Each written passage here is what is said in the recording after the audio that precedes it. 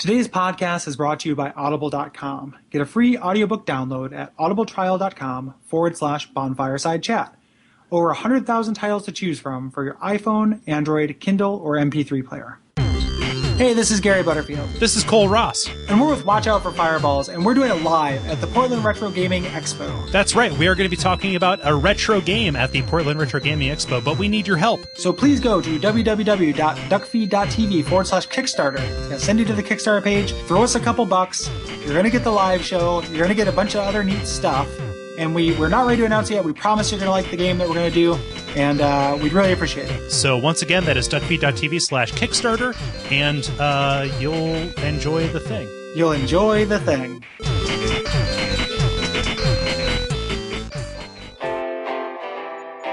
Some of our landings were desperate adventures. We are now prepared to meet the inevitable counterattacks with power and with confidence.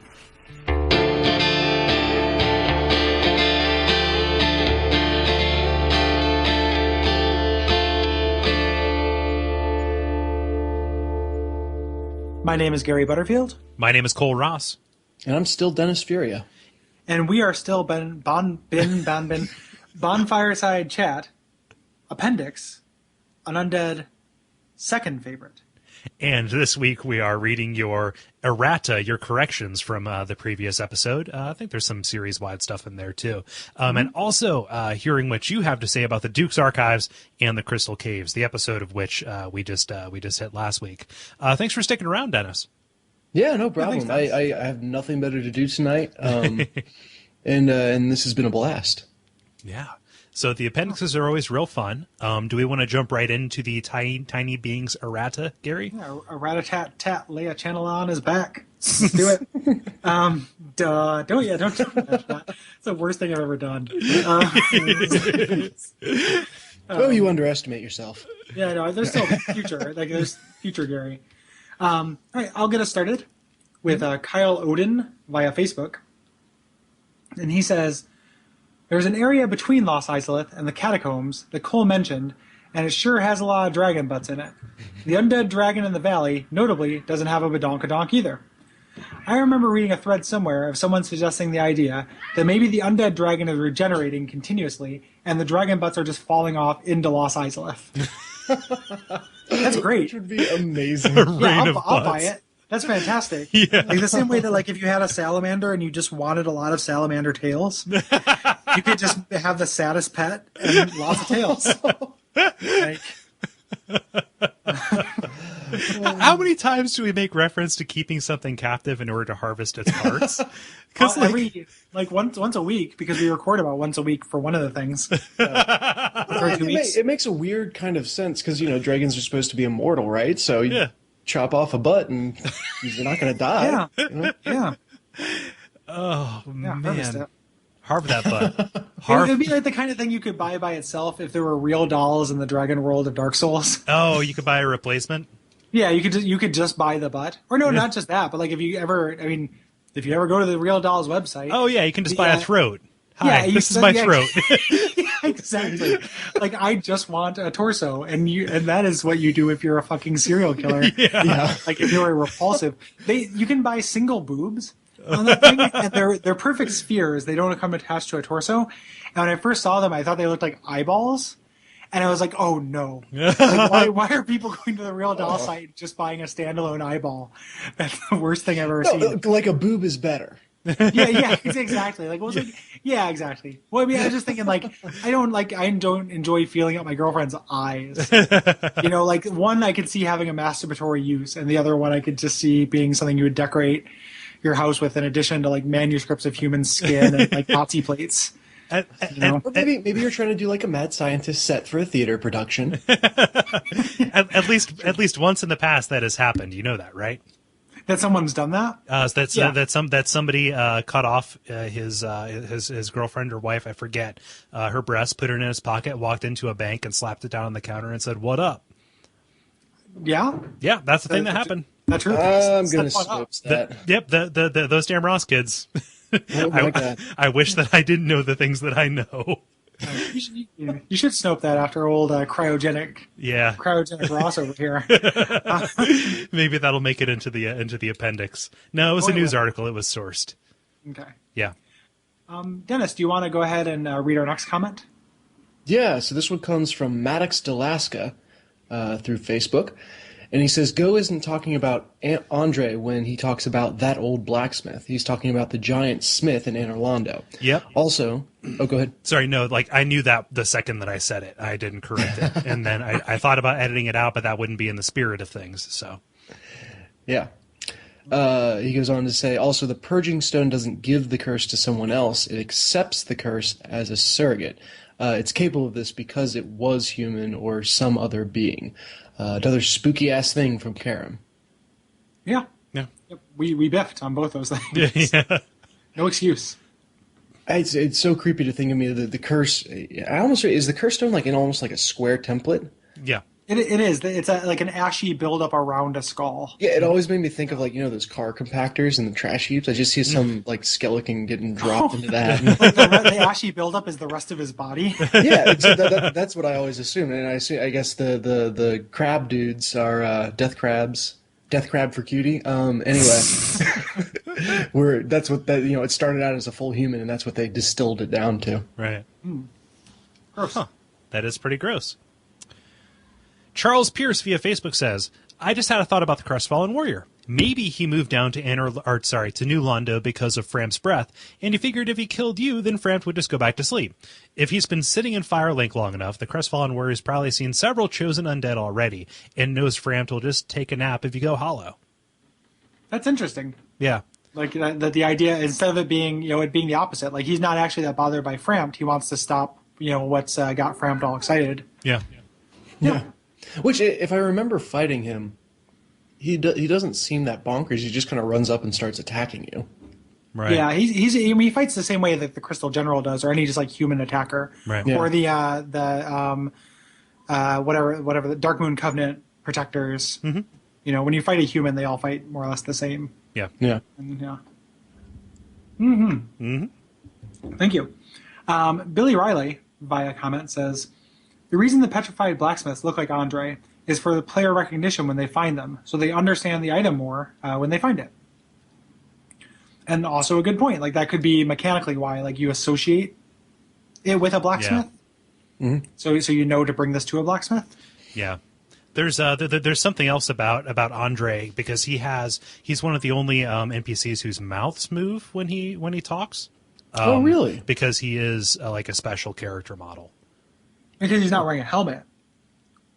Is probably a big reason why. Oh, well, yeah. He's not wearing a helmet, yeah, but also no other human's mouth talks or mouth moves when they talk. Yeah.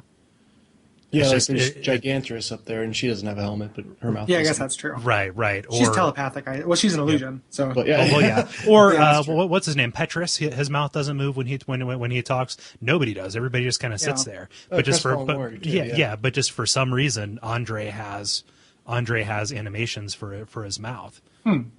It's interesting. Whenever I found one of those petrified blacksmiths, it always made me really sad.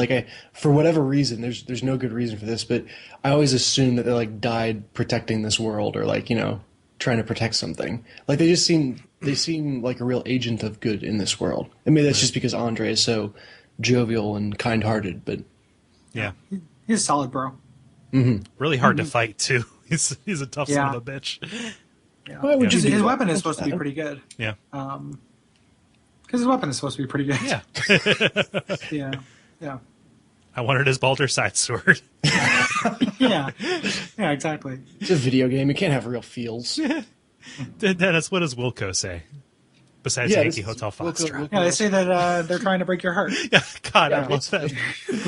No, to further extrapolate on the blacksmiths, he says that it was mentioned in a developer interview that they just reused the model for the blacksmiths. So I don't think there's any special implication, although the multiple Andre theory sounds kind of cool.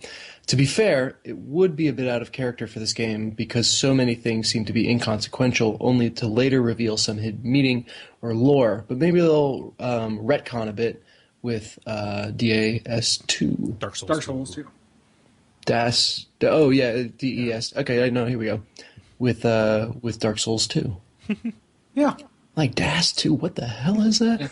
Yeah, DES is the Demon Souls abbreviation, and DAS is the Dark Souls. Right. Yeah, that makes sense. Yeah. Yeah, again, makes sense. Yeah, but I mean, what part of the trying to you have to read Dark Souls like a novel, so you have to kind of dead author it up. Yeah. I feel like if the trying to figure out what was intended by the developers only goes so far. And part of it's more fun to me to ignore that. Right. Like that kind of stuff. Like I'm not trying to discount your comment, but I that's kind of how I've taken it. Because we gleefully dove into a lot of areas where we don't we're not really worried about what the developers intended. We're just conjecturing, and I'm into it. Yep, it's part of the fun, I think. Yes. So I'll move into the responses here with Osmosis on Something Awful, who says, I'm conflicted about the Duke's Archives because it's one of my favorite environments in the game, a gorgeous library that is slowly being corrupted by crystal emanations from Seath's research, and one of my least favorite areas to actually play through.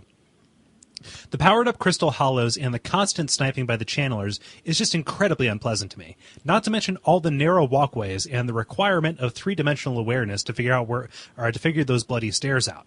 Suffice it to say, I never managed to get that crossbow thing. So we never mentioned Aveline in the... I mentioned the chest, but we didn't go back to it. Yeah, it looks so cool. Yeah, it looks like... So it shoots through ammo. I've actually gotten it.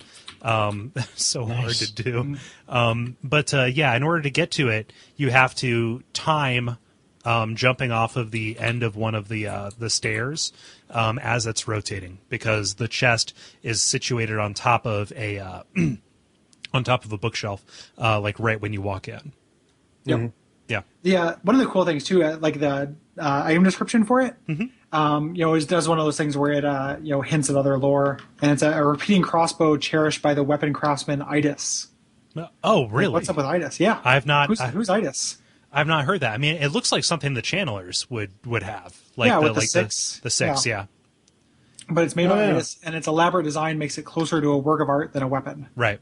It says, just like getting it is closer to a fun achievement than it is a useful thing. So cool. You've used it. Does it do like the one pull of the trigger fires 3 arrows like any of the traps in Sen's Fortress, or how does it work? Yeah, it fires 3 at once. Each of the arrows does a little bit less damage, so it's it's not really that much of a net gain. It just uses more ammo. So you would be better off using the sniper crossbow.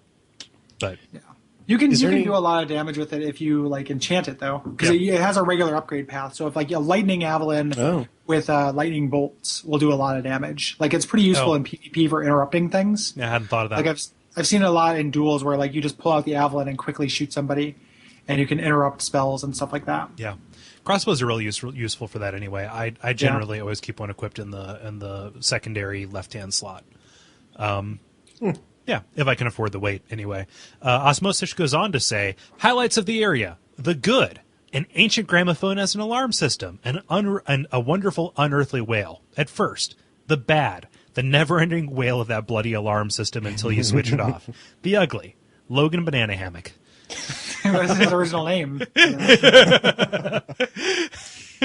And Osmosis finishes up. As far as the crystal caves are concerned, as someone who doesn't like the depths, it's just too stressy, and I tend to just dash through it and get it over with ASAP. Seath's Bonfire is wonderful for farming Twinkling Titanite, though. Oh, we didn't mention that. Yeah, I think I read it was the best place in the game. Yeah. Yeah. Did you write this, Cole? No. Secretly? This is very similar to your opinion on this. I'm just kidding, but this guy had the same experience you did, more or less. Pretty much. I don't know. I don't think that I'm the only person who's stressed out by heights. No, I don't think so.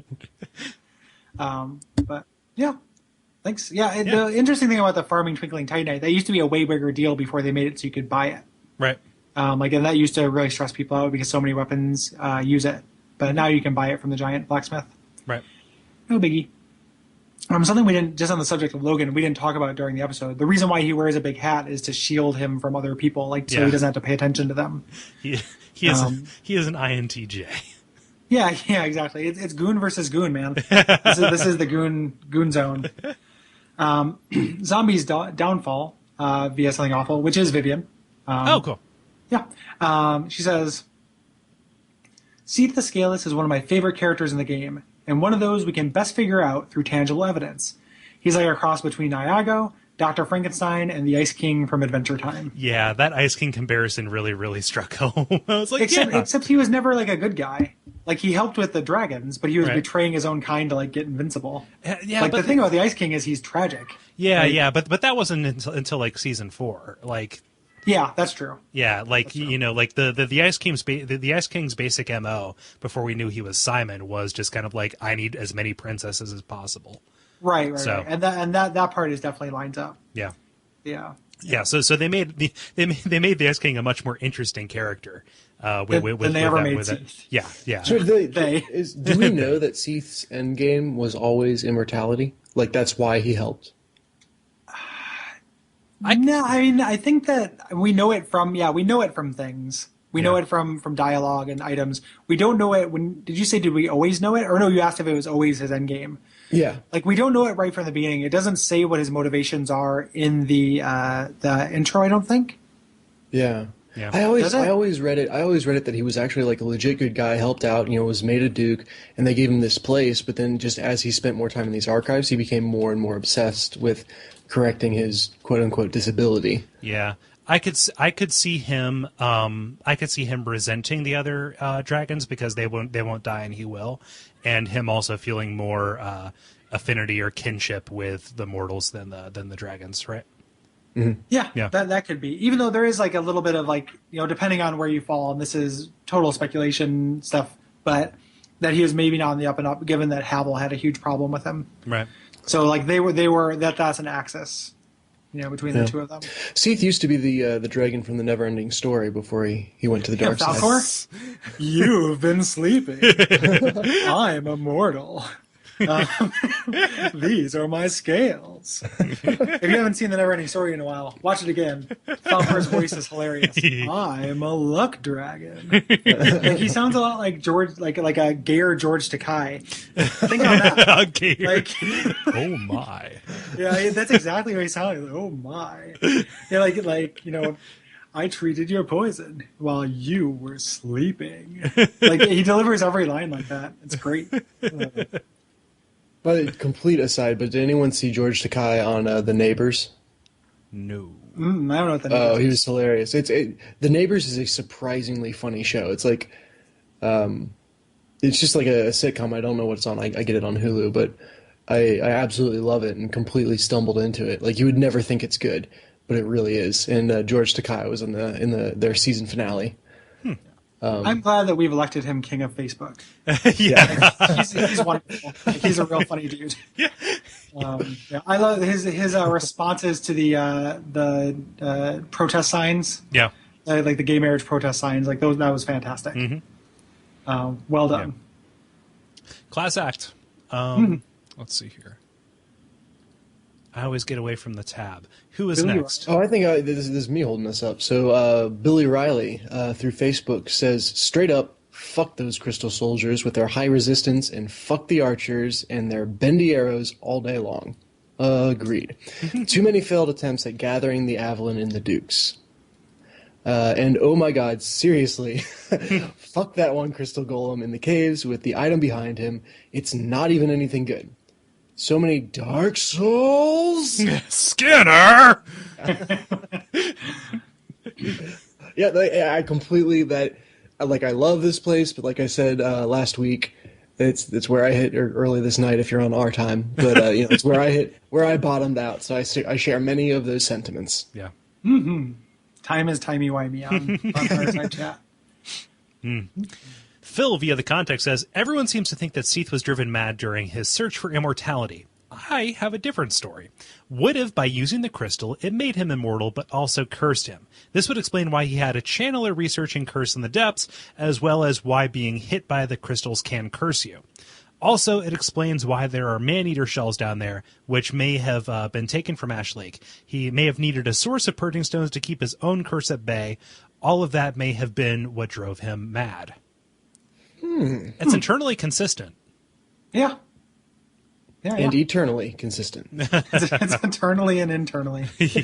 Yeah, I could see it. There's nothing like to show that he got cursed, but he does have like crystal. Like cursing does make crystal growths grow out of you. Yep. He has crystal growths growing out of him. Yeah. When you're cursed, though, your curse doesn't transfer onto things that you hit. Yeah. So unless you're a hacker. Oh yeah. And then Fuck you. Yeah. Yeah. and then go fuck yourself. Has anyone ever tried like cursing Seath? I don't have much experience with cursing the game. Could you do that? You never get the power to curse without hacking. Right. Oh, okay, gotcha. I've just now began seeing like people do interesting things with like fucking around with the bosses like that.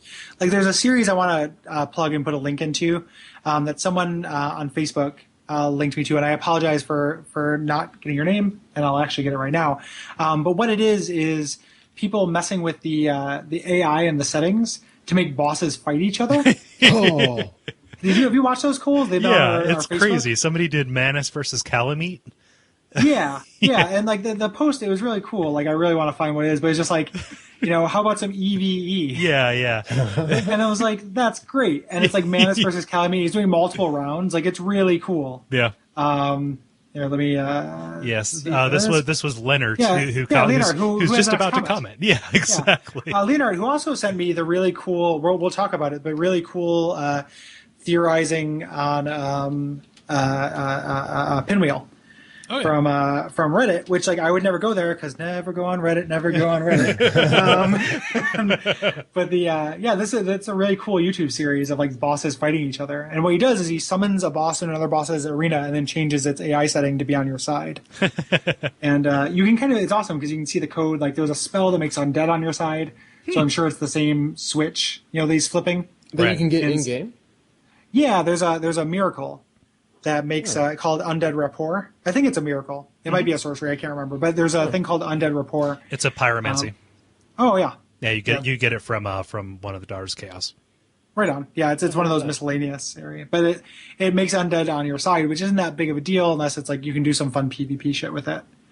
I've seen some videos of that as well. Hey, just real quick because I don't know where else to stick it. I was thinking about this for the main episode and just didn't get around to asking. Have there been any like weird subculture things where people have seen how long they could last against the Seath in the original battle? Like the one where you're doomed to fail. Is there any like world record holder for longest time holding out? I don't know. I don't know. It'd be interesting. I'll have to Google around a bit. Yeah, that's interesting. I wonder if like the final thing that kills you is an automatic thing or not. Yeah. Wow. That would be. It fills up the room pretty fully. Huh. So right now I'm looking at just because I wanted to pull this up so we could get the link. I'm looking at Ornstein fighting Smo. Oh, I haven't watched it. He hasn't gone. The last time I watched, he was still in the DLC. Yeah. So it's Ornstein fighting Smo right now, which brings up another thing from that Vati Vidya video that we referenced earlier, which is like. So if you kill Ornstein first, the cutscene where Smo smashes him, Ornstein's finger twitches.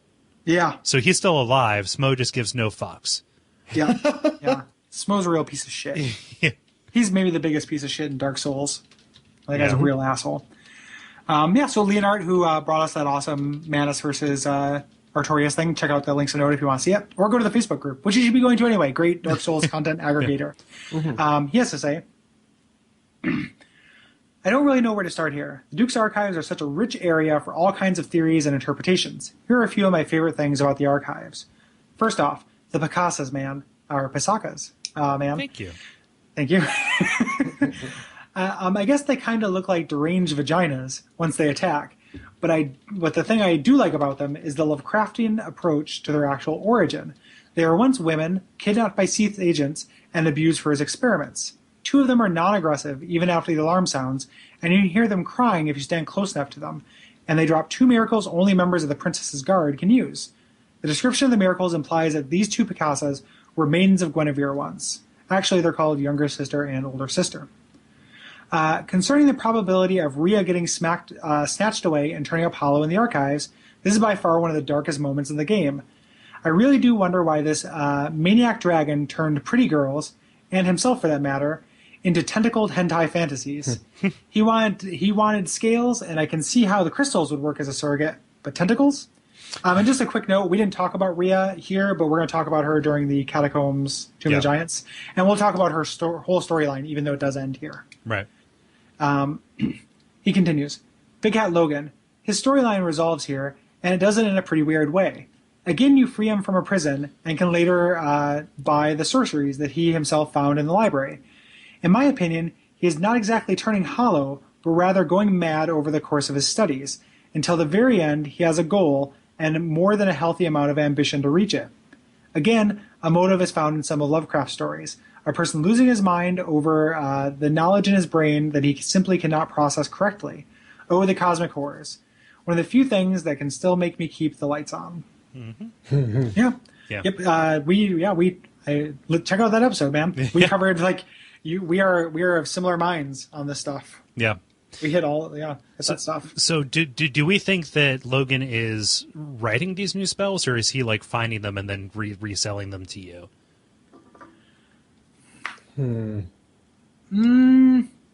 Well, they're not written anywhere else, right? Like, right. Well, I guess I don't know. I mean, it could just be that kind of like, oh, we found it, along with the bylaw that says all ducks must wear hats.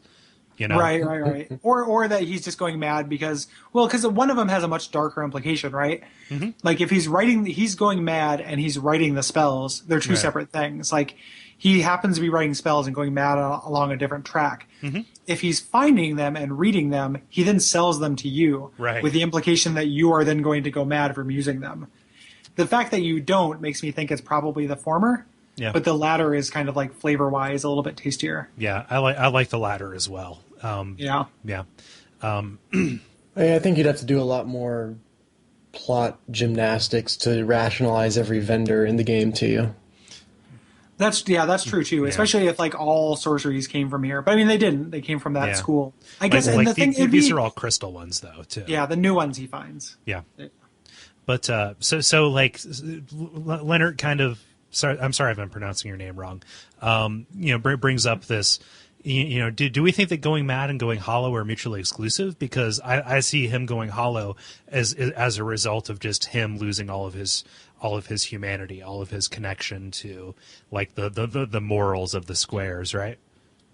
That's what going hollow has two different meanings, right? Like it's a word that means two different things. One is just like not being human, and then the other one is actually going crazy. The same way that Crestfallen Merchant did, the same way, things like that. I like to think Logan did not go that second hollow, even though we may have said gone hollow before, and that he went crazy the same way Seath did. Like he went crazy from knowledge, as opposed to going crazy from losing his moral center. Other merchants in the game go mad from selling you all their stuff, right, like, and no longer having a purpose. I don't think that's what happened to him because they're telegraphing so clearly that like studying this crystal shit is bad news, right. Something that I'm ignoring is that when you fight him, he is not a hot dog man. Yeah. Whereas other people who go hollow are hot dog men. Right. He's a beefcake. And I think we said go hollow earlier, but I didn't actually mean that. There are three meanings for go hollow. I just meant that he goes crazy. Right. I think it's like a squares and rectangles kind of thing where like if you've gone hollow, the insane part, you're then mad. Yes, you have to be mad, but you can be mad without being hollow. Right. Yep. It is inconsistent the way they use that word through the game. Right. Yep. Just one of the many things that became such a confusing treasure. I'm going to pick that one to be really infuriated about. Everything else can slide. Yeah. Why don't you slide on over to Randall's comment? Randall says, the Alite Crystal Golem on the Twisted Bridge in the middle of the Crystal Caves can suck my scaleless dick. Again, sharing many of my sentiments about this area. Scaleless for now, tree man. Yeah, right. If you have a scaly dick, you have something called musculum, which is a very rare STD. Yeah. Oh, good. Another thing to be afraid of. Which I don't have. I just know about it. But I do have these pamphlets. Yeah. That guy football tackled me off the edge of that thing like 4 times, and the run up from the last bonfire is boring. Yeah, that's very true. Yeah.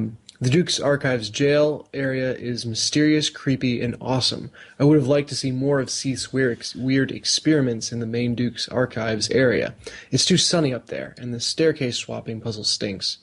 Yeah, I don't even know. I mean, I guess that's probably the closest thing to a puzzle in this game. Like we've talked about, or you guys have talked about how a lot of the puzzles aren't really puzzles. They're just like find the button. Yeah. And this one really does legit take some solving. Yeah, we didn't talk about that, but that's a huge point because like one of the things, that's another way that this area is breaking the rules. Like, one of my favorite thing about the Catacomb, maybe not my favorite, but one of my favorite things is Dark Souls. It enforces like Dark Souls is not a puzzle game. You're not doing like Legend of Zelda Water Temple, manipulating the water level to make certain blocks float up and then putting them down to the bottom floor to push them around bullshit. Like you get to a switch, you push it so you can continue. Mm-hmm. And this is the only area in the game where you're legitimately, like, maybe the only area where you're doing a puzzle. I can't think of anywhere else. Yeah. Yeah, and that sucks because puzzles don't belong in Dark Souls. Right. Like that's not the type of game this is. So it's a weird area where they're experimenting with being like a different type of game. Right. Mm-hmm. And then finally, we have Jeremy Greer via Facebook, who is bringing us a new segment, PvP Corner. Yay! Yay! Put in some chimes there. You don't have to put in chimes. I probably won't.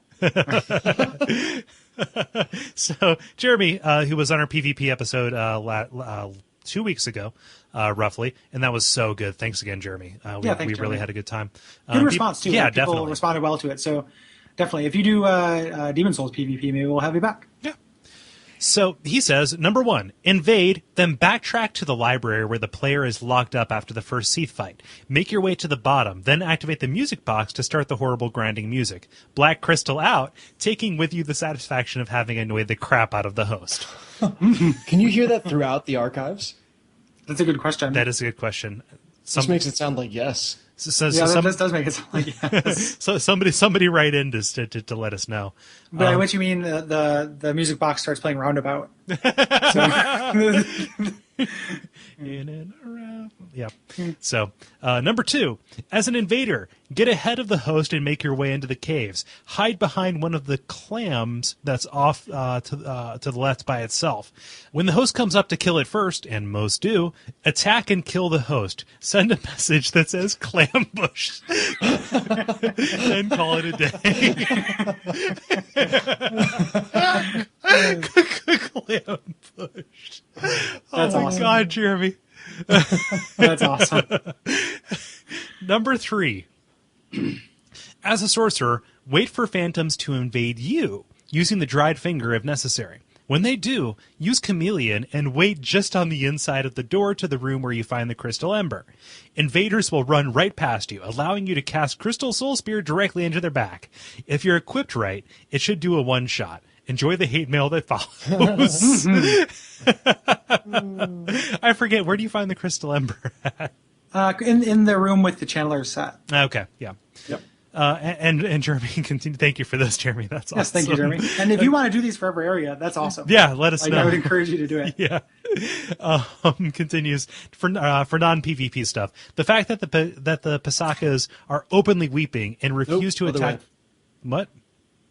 Well, he writes Picasa, but it is Pasaka. Oh, excuse me. Gotcha. Everybody makes that mistake. Like, how do we not correct ourselves up until this point, even though we mentioned them like 30 just call them times? vaginas from here on out. I mean, let's be honest. Mimosa. Yeah, mimosas. Mimosas, yes. The fact that the mimosas are a delightful beverage to be enjoyed at a brunch or at a morning wedding. Yeah. Like if you go to a brunch and your mimosa is openly weeping, that's some real. That's some Clockwork Orange, not Clockwork Orange, Naked Lunch shit. Like Clockwork Lunch. The fact that the Pasakas are openly weeping and refuse to attack the player breaks my heart every time. Mm-hmm. Yeah. It They're is sad pretty pups. heartbreaking. Yeah. Yep. It's a unfortunate, a sad life. Yeah. It's a hard knock life for them. Yeah. I want to do, like, when I do my PvP build, if I ever make one, is going to be a sorcerer. Yeah. Because I want to do a bunch of ridiculous, one-shotting people. Yeah. I like glass cannoning out. Cannoning out. Yeah. So, a ton of response this week. Thank you so much, everybody. Yeah. Yeah. Yeah. If you want to respond about, there's still time to talk about the Demon Ruins and Los Izalith. And I know people have opinions about those areas. So, the Bed of Chaos, most fair boss or merely a fair boss? Give us a shout on the Facebook page or at Duckfeed.tv/contact. Yes. In terms of general stuff that you can do, there's the iTunes ratings and reviews. Tell a friend if you have a friend who likes Dark Souls. Dark Souls, that kind of travels from person to person, as all of our stories It's a sentient suggest. virus. Yes. If you've passed the Dark Souls bug onto somebody, let them know about our thing. Yep. Please do. And at the time you're hearing this, there's still time to support the Watch Out for Fireballs Kickstarter.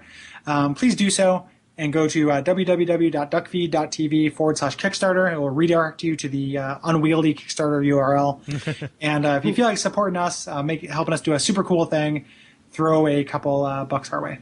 Yeah. Cool. Awesome. And then Dennis, is there anything that you want to plug before we go? Yeah, of course. In all of our interests, since it's also a show on the network, we're keeping it in the family today. Go check out The Level, which is the podcast that I do with Kole and with a couple of our other college friends, and even sometimes with Gary. It's more of kind of a roundtable discussion of modern games. We like to kind of focus on the experience of playing games and kind of games as this medium in its artistic adolescence, more so than trying to do industry news or game reviews, though we talk about those things. Yeah. But yeah, just real fun if you like intellectual discussion of games, and if you like the flavor and kind of timbre of this podcast, then The Level should sit really well with you. Yeah. So yeah, check that out. We've got some really cool interviews, or a really cool interview that we did with the lead level designer of Spec Ops: The Line, where he talks about a whole bunch of behind the scenes stuff that you wouldn't otherwise know.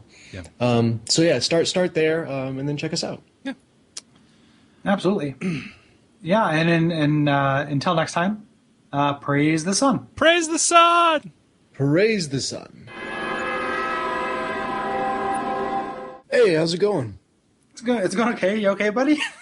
Yeah, dude, this week.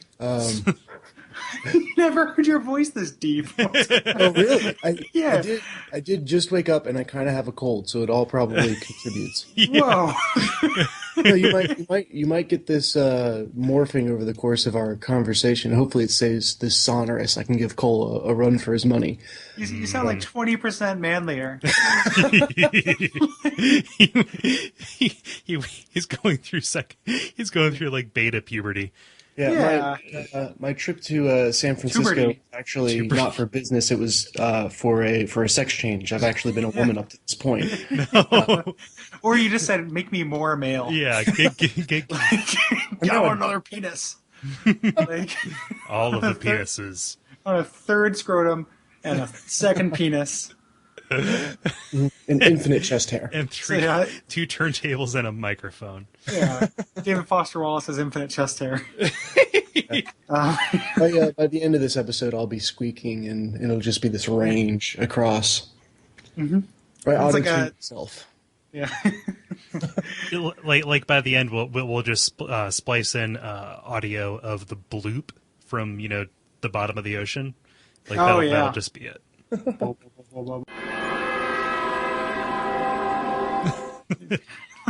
No, but it looks good on you.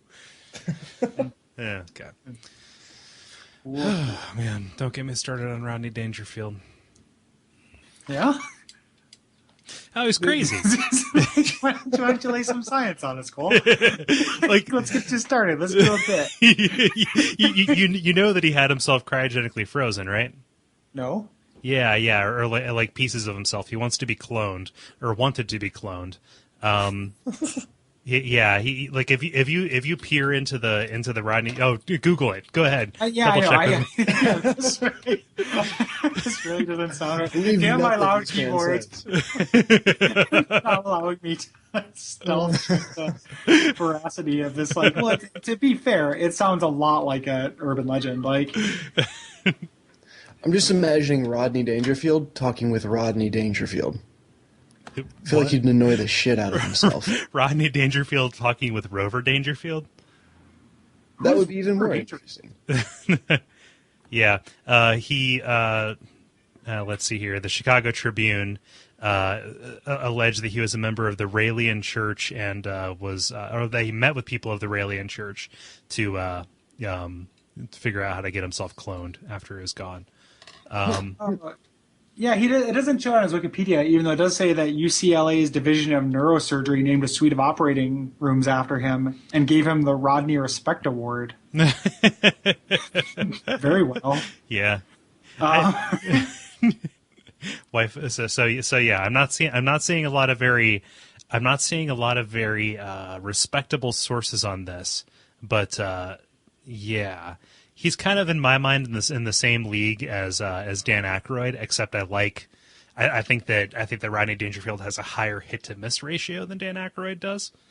Yeah, and he's not a jerk, right? Like he never turned into right like a crazy jerk, like right. It doesn't look like Rodney Dangerfield cryogenically froze himself. Okay, so where did you hear that? Like there's enough like it comes up, it autocompletes, so it makes me think that there's probably somebody else has searched it. But osmosis, I don't know. I can't say. It's just something that sprung fully formed from my head. Yeah, am I creating this reality? Yeah. It's just one of those weird things that's like accepted as like reality or something that's just like accepted as true because hey, why not? Yeah, it sounds like a thing. Yeah, but I also like because he didn't go too crazy in his life, that maybe because he seemed like a pretty solid bro up until his death. I think the greatest contribution of Rodney Dangerfield is that episode of The Simpsons with Mr. Burns' son. You're right. Like, yeah, that's my favorite thing he's ever done. He spelled the L with a 6. Yeah, it's so good. Distressed Coke bottle. Like, was that the one with the with the the seashell sculpture of Lucille Ball? Yeah. Yep. Okay. Oh gosh, what is it? So the cryogenically frozen to be cloned. That was that baseball player, right? Hank Aaron, something like that. Let's see what the old Google says. Maybe. I didn't think Aaron. He had his head frozen. I'm just gonna find Futurama again. Nah. Yeah, baseball player, frozen head. Ted Williams. There we go. Ted Williams. Well, check this out. Wikipedia, cryogenically preserve people.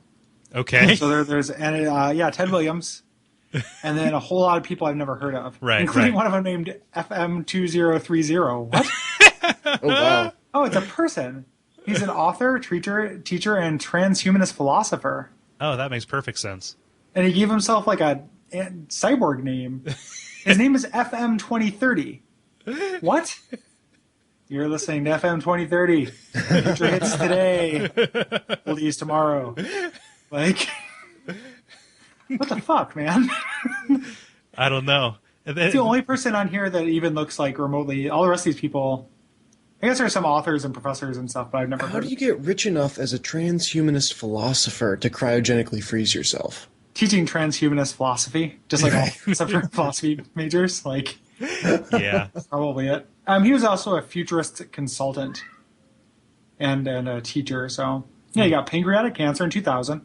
Was placed in cryogenic suspension at the Alcor Life Extension Foundation in Arizona. Did you ever hear that This American Life about the person who started up the cryogenic freezing company, but then the power went out, and they had to like try and like hide it from the people that happened, that paid for it. Yeah. Pretty crazy. Arizona seems like the worst place to put that. Weekend at Bernie's 3. Yeah, just the with starring FM 2030. Okay, it's Weekend at Bernie's 3, but it's also the Seventh Ice Age movie. Yeah, Eternity at Bernie's. No, it's Weekend at Bernie's. Dope. Yeah, his book was "Are You a Transhuman? Monitoring and Stimulating Your Personal Rate of Growth in a Rapidly Changing World," 1989. So, and he wrote fiction under his original name. Ooh, wow! And that original name. It's got a slave name. Call me by my cyborg name. Yeah, Faradun M. Esfandiary. Well, What? I love it's so stupid when Wikipedia will make a link to something like fiction.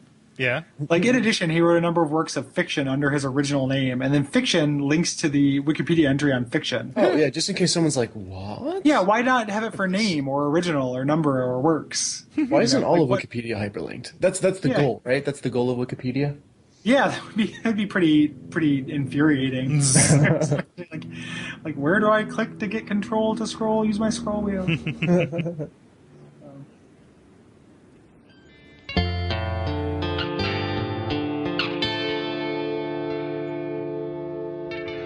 And we all pray that we will have far more soon